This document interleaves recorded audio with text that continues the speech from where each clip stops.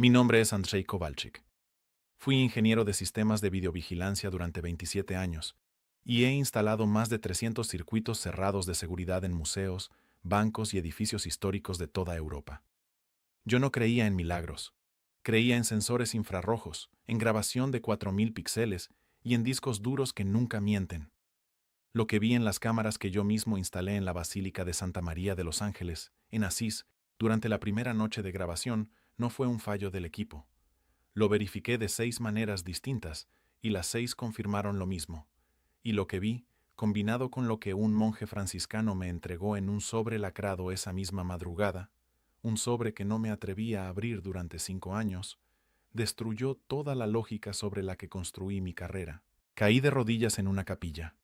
No aquella noche de marzo, frente a los monitores. Caí de rodillas 5 años después, en otra ciudad, en un hospital, exactamente en el lugar y el día que aquel sobrelacrado había escrito de antemano. Durante 5 años callé. Tenía miedo de que me tomaran por loco, de perder los contratos, de perder la cabeza. Esta noche, por fin, lo cuento todo. Llegué a la ingeniería de seguridad por accidente. Estudié electrónica en la Politécnica de Cracovia, porque era lo que pagaba, y a los 24 años ya cableaba sistemas de alarma para una empresa alemana. Se me daba bien. Tengo una mente que necesita explicaciones para todo. Si algo se mueve en una pantalla, hay una causa física, y mi trabajo es encontrarla. De la fe, poco puedo decir. Me bautizaron de niño en Polonia, pero dejé de pisar una iglesia a los 17 años. Mi esposa, Alina, encendía una vela cada domingo y yo la miraba con cariño y con cierta lástima. En casa teníamos una norma sencilla. Ella rezaba, yo arreglaba lo que se rompía. El encargo de Asís llegó en febrero. Una empresa italiana de patrimonio cultural me subcontrató para modernizar la videovigilancia de la Basílica de Santa María de los Ángeles. El motivo era concreto. En septiembre de aquel año se esperaba un flujo enorme de peregrinos hacia la tumba de un joven recién canonizado, Carlo Acutis, y el sistema antiguo, de 2008, no daba abasto. Necesitaban cobertura total, grabación continua y sensores térmicos. Llegué a Asís el 4 de marzo. Recuerdo el frío de las piedras, el olor a cera vieja y a incienso seco, el eco de mis pasos sobre el mármol cuando la basílica cerraba al público. Trabajé 12 días, instalé 34 cámaras de alta definición, 8 sensores de movimiento por infrarrojos y 2 cámaras térmicas de las que miden temperatura corporal a distancia. Todo conectado a una sala de control con 6 monitores y un servidor con capacidad para 90 días de grabación. La tumba de Carlo Acutis estaba en una capilla lateral. El cuerpo se veía a través de un cristal, vestido con ropa moderna, zapatillas deportivas. Me pareció extraño que un santo llevara zapatillas, pero no era asunto mío. Mi trabajo eran los ángulos, los lúmenes, los grados. El padre Tomaso, el monje franciscano que me acompañaba, era un hombre de unos 60 años, manos grandes, voz pausada. El último día, cuando terminé de calibrar la cámara térmica que apuntaba directamente a la capilla de Carlo, me observó largo rato. Luego me dijo algo que no entendí entonces. Vas a ver cosas que tu máquina no sabrá explicar. Cuando las veas, no las borres. Sonreí por educación. Pensé que era una de esas frases que dicen los religiosos. Le respondí que mis máquinas lo explican todo, que para eso están los sensores. El padre Tomaso no sonrió.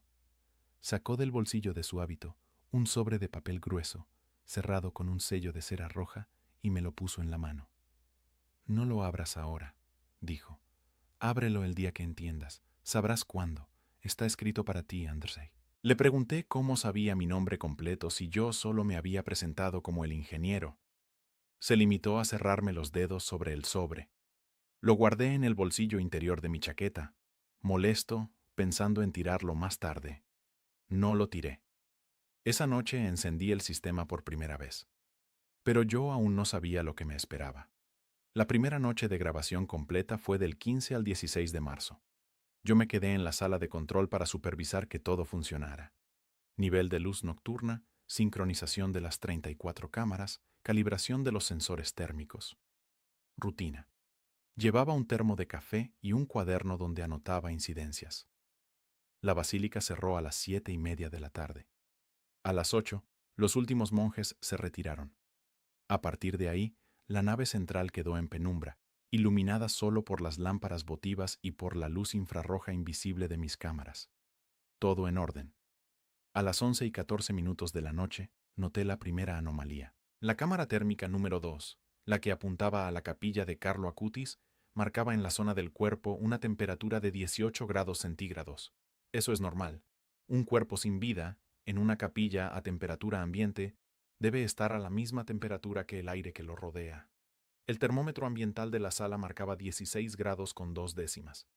Una diferencia de menos de 2 grados. Nada. Pero a la 1:30 de la madrugada, volví a mirar. La zona del cuerpo marcaba 21 grados con 4 décimas. El aire seguía en 16 con 2. Pensé que era un error de calibración. Las cámaras térmicas se descalibran con cambios de humedad, con reflejos del cristal, con el polvo en la lente. Bajé a la capilla con un termómetro de contacto, de los que se usan en laboratorios, calibrado esa misma semana. Lo apoyé sobre el cristal exterior, a la altura del pecho. Marcó 21 grados con 3 décimas. Casi idéntico a la cámara. No era un fallo de la lente. Me dije que el cristal acumulaba calor de las lámparas votivas. Era la explicación lógica. Conté las lámparas. 9, todas a más de 3 metros. Lámparas de LED frío que no calientan. Medí la temperatura del cristal en una zona alejada del cuerpo, en la esquina superior. 16 grados con 0 décimas. El mismo cristal, la misma capilla, la misma noche. Frío arriba. Caliente justo sobre el pecho del muchacho. Subí a la sala con el pulso un poco acelerado, aunque me decía a mí mismo que tenía que haber una causa. Reinicié el software de las cámaras térmicas. Recalibré la número 2 contra una fuente de referencia. Volví a apuntar.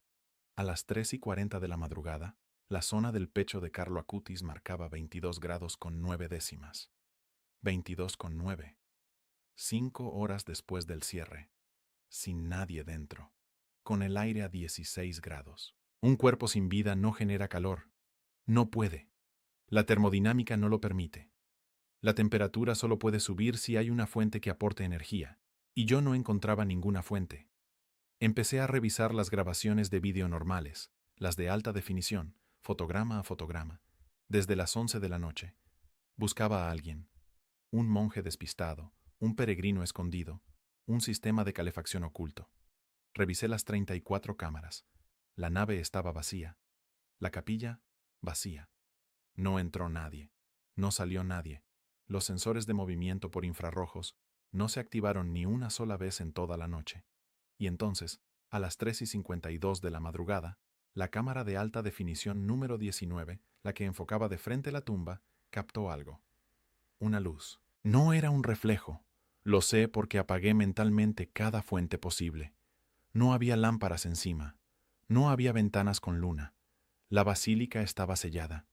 Y, sin embargo, sobre el rostro del muchacho, durante exactamente 11 segundos, una luz tenue, dorada, creció y se desvaneció.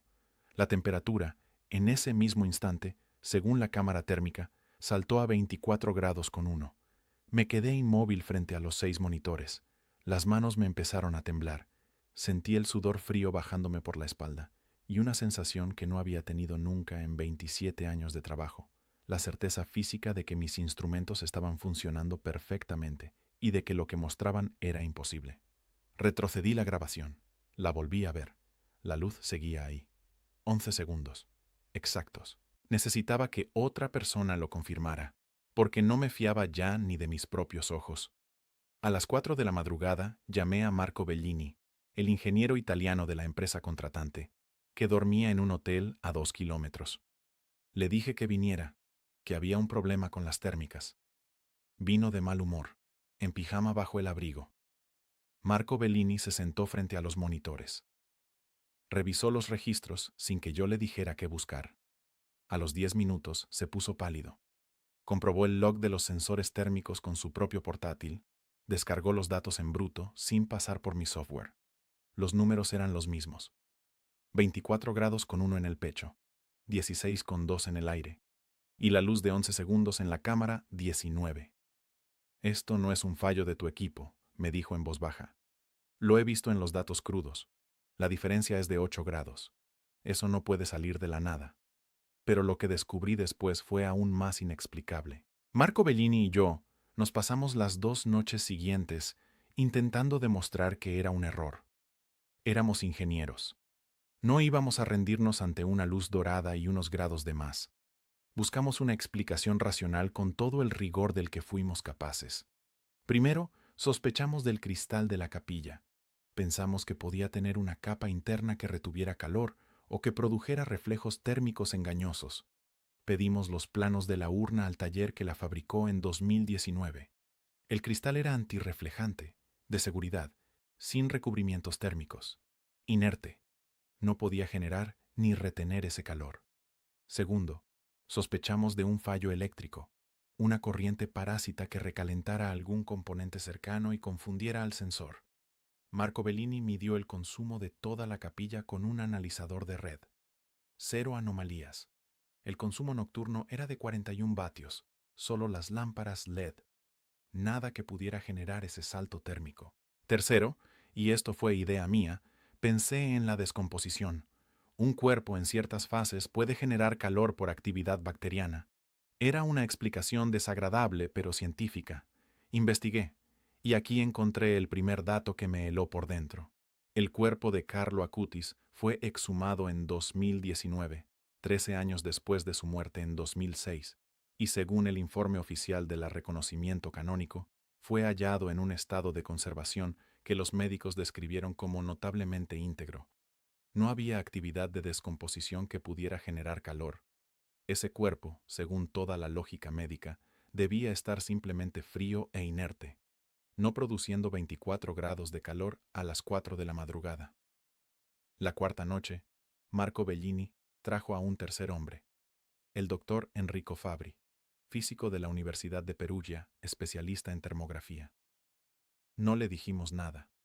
Solo le mostramos los datos en bruto y le pedimos su opinión técnica. El doctor Fabri analizó los registros durante 3 horas en silencio. Luego corrió un modelo de simulación térmica en su ordenador, introduciendo las condiciones exactas: volumen de la capilla, temperatura ambiente, masa del cuerpo, materiales del cristal. El modelo predijo que la temperatura de la zona del cuerpo debía mantenerse entre 15 grados con 8 y 17 grados con 1 durante toda la noche. Los datos reales mostraban un pico de 24 grados con 1. El doctor Fabri se quitó las gafas.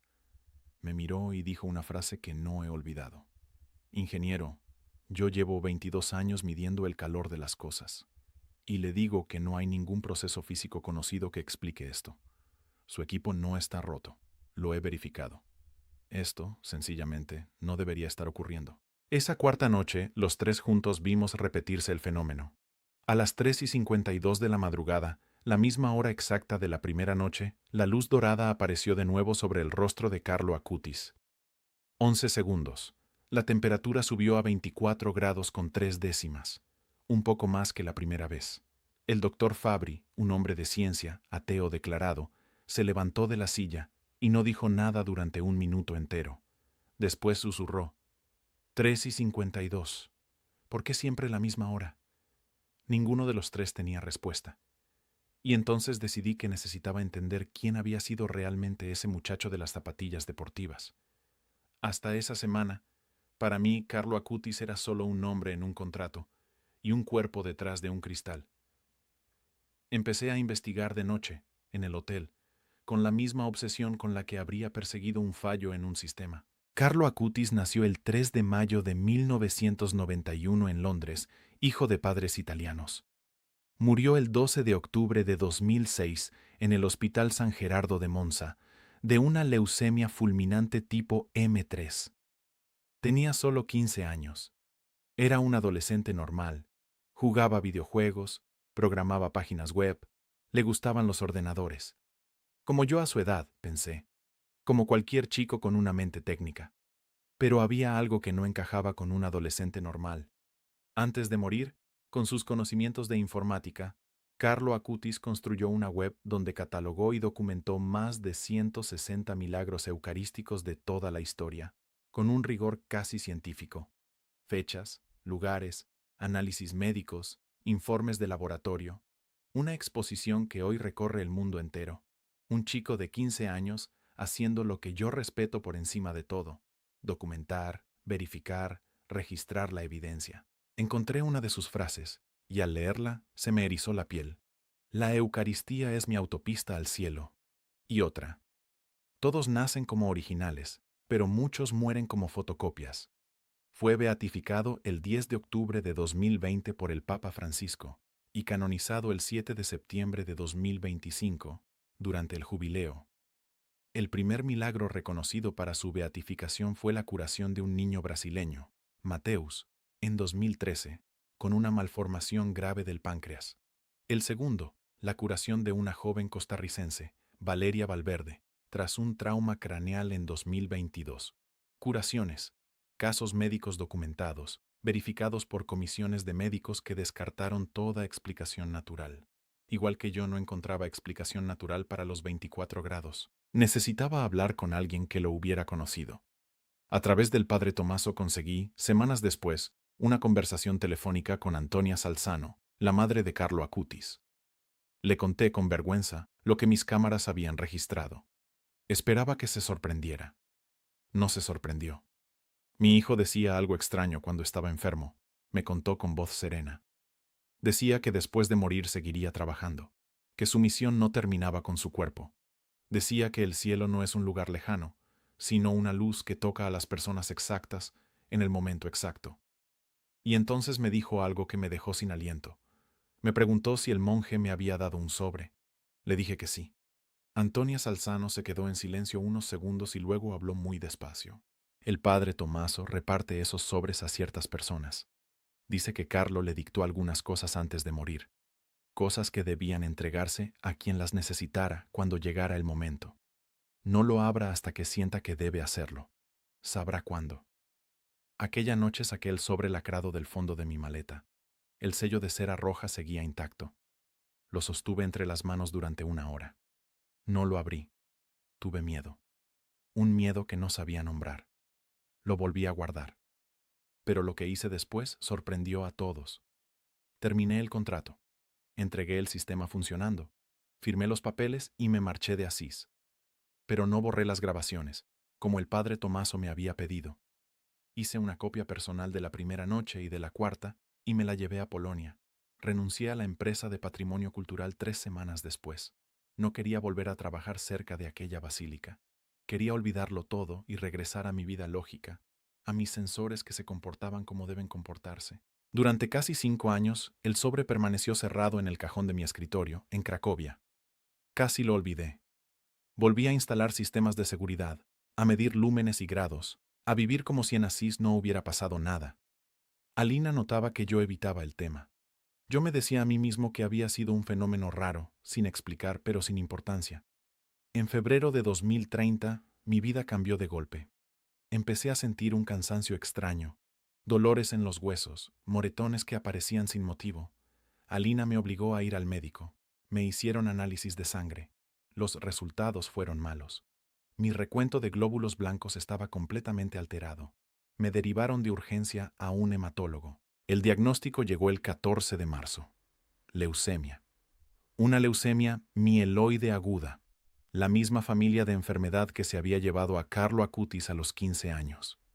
Me lo dijeron en una consulta fría, con luz de neón, y lo primero que pensé, absurdamente, fue en un muchacho con zapatillas deportivas detrás de un cristal. Me ingresaron para iniciar quimioterapia. Pero el hospital de Cracovia no tenía una unidad especializada disponible, y mi caso requería un tratamiento concreto. Mi hematólogo me dijo que me trasladarían a un centro de referencia para mi tipo de leucemia. Cuando me dijo el nombre, el suelo se movió bajo mis pies.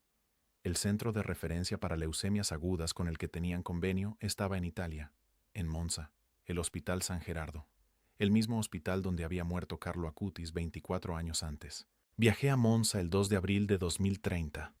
Me ingresaron en la unidad de hematología, en la cuarta planta, y esa noche, en la habitación del hospital, con el suero entrando en mi brazo, me acordé del sobre. Lo había metido en la maleta sin pensar, casi por instinto, antes de salir de Cracovia. Lo saqué del bolsillo interior de mi chaqueta, el mismo bolsillo donde lo había guardado por primera vez 5 años atrás, en Asís. El sello de cera roja seguía intacto. Y en ese momento, En aquella habitación de hospital, sentí lo que el padre Tommaso me había dicho. Supe que era el momento. Lo entendí. Rompí el sello con dedos temblorosos. Dentro había una sola hoja, escrita a mano con letra de adolescente. Empezaba con mi nombre, Andrzej. Cuando leas esto, estarás en la cuarta planta del San Gerardo, en Monza, el mismo lugar donde yo terminé mi camino. Será abril. No tengas miedo. La enfermedad que tú y yo compartimos no es el final. La luz que viste en mis cámaras a las 3:52 era para ti, para que un día, cuando midieras tu propio frío, recordaras que el calor también vuelve. El doctor que te atiende se llama Lorenzo. Pídele que rece. Yo estaré ahí. Carlo. Solté la hoja sobre la cama. No podía respirar. Una fecha. Abril. La había escrito 5 años antes de que yo enfermara, cuando yo era un hombre sano que medía temperaturas. Un lugar. La cuarta planta del San Gerardo de Monza.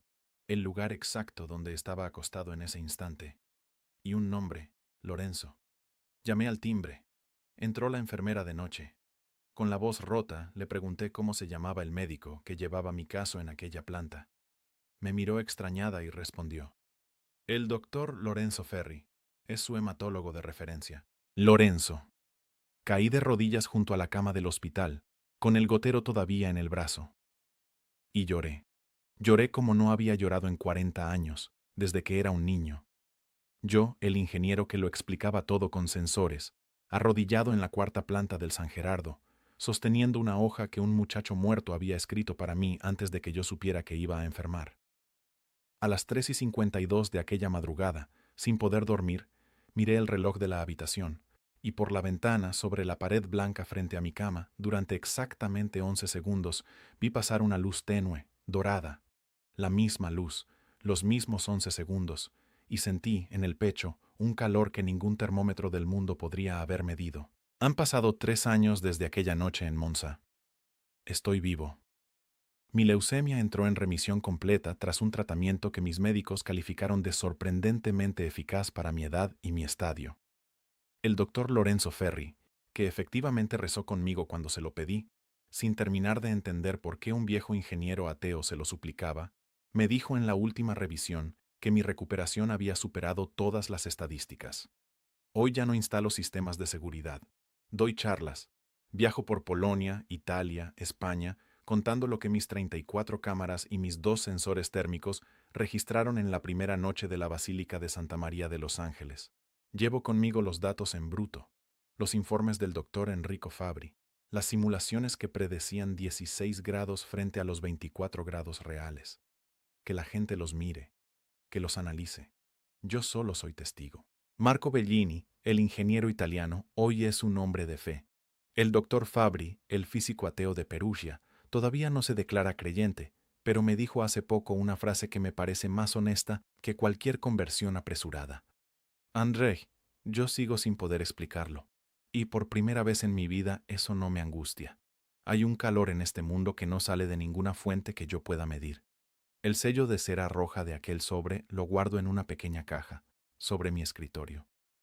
A veces lo miro durante horas, y pienso en el padre Tommaso, que sabía mi nombre completo antes de que yo se lo dijera, y en un muchacho de 15 años con zapatillas deportivas que documentó 160 milagros con el rigor de un científico, y que escribió una carta para un hombre que aún no se había enfermado, acertando la planta, el mes y el nombre del médico. Déjenme decirles esto, y luego me callo. Yo medí el calor de un cuerpo sin vida y marcó 24 grados a las 3:52 de la madrugada, cuando debía marcar 16. Yo, que no creía en nada que no pudiera registrar un sensor, descubrí que existe una fuente de calor que ningún instrumento humano puede localizar, porque no está en este mundo. Carlo Acutis tenía razón. La Eucaristía es una autopista al cielo, y el cielo no es un lugar lejano, sino una luz que toca a la persona exacta en el instante exacto. Yo fui esa persona, y si me tocó a mí, a un ingeniero polaco que se reía de las velas de su esposa, puede tocarte a ti. Si este testimonio te ha marcado tanto como marcó mi vida, te pido que te suscribas y compartas este video con alguien que necesite escucharlo. Las huellas del cielo están en todas partes. Solo hay que saber mirar.